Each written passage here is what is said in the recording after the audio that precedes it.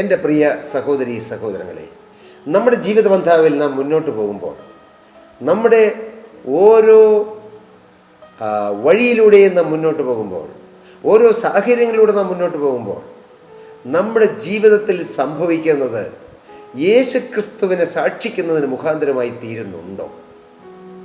നാം ചിന്തിക്കേണ്ട കാര്യമാണ്.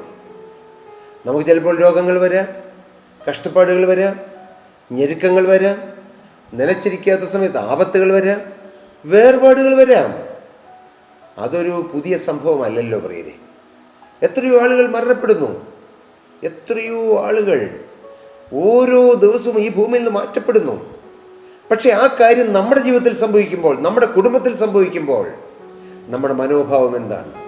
നാം ദൈവത്തോട് മറുതലിക്കുന്നവരോ, ദൈവത്തെ ചോദ്യം ചെയ്യുന്നവരോ, ഞാൻ ദൈവത്തെ വിളിച്ചപേക്ഷിച്ചിട്ട് എന്തുകൊണ്ട് അതെൻ്റെ ജീവിതത്തിൽ സംഭവിച്ചു എന്നോർത്ത് നാം ദൈവത്തെ തന്നെ ചോദ്യം ചെയ്ത് ദൈവത്തോട് മത്സരിക്കുന്നവരും അകന്നു പോകുന്നവരുമാണോ എന്ന് നാം ചിന്തിക്കണം. എൻ്റെ നാഥൻ ദോഷങ്ങളാൽ എന്നെ പരീക്ഷിക്കുകയില്ല. എല്ലാം നന്മയ്ക്ക്. All things work together for good for those who love God.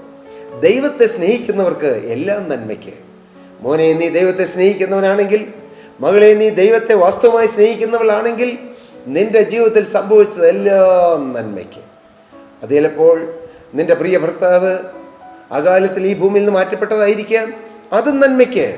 മകളെ, നിന്റെ പിതാവ് ഈ ഭൂമിയിൽ നിന്ന് നേരത്തെ കടന്നുപോയതായിരിക്കാം, അതും നന്മയ്ക്ക്.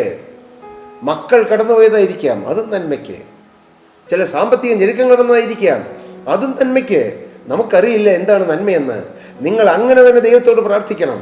കർത്താവേ, തിരുവചനം റോമർ 8:28 പറയുന്നു, ദൈവത്തെ സ്നേഹിക്കുന്നവർക്ക്, നിർണയപ്രകാരം വിളിക്കപ്പെട്ടവർക്ക് തന്നെ സകലവും നന്മയ്ക്കായി കൂടി വ്യാപരിക്കുന്നുവെന്ന്. കർത്താവേ, എൻ്റെ ജീവിതത്തിൽ സംഭവിച്ച ഈ കാര്യം, ഈ പ്രതിസന്ധി, ഈ പ്രശ്നം, ഈ വേർപാട്, ഈ കടബാധ്യത, ഈ രോഗം, ഇതെല്ലാം എങ്ങനെയാണ് കർത്താവേ നന്മയ്ക്കായി തീരുന്നത്? ഞാൻ വിശ്വസിക്കുന്നു.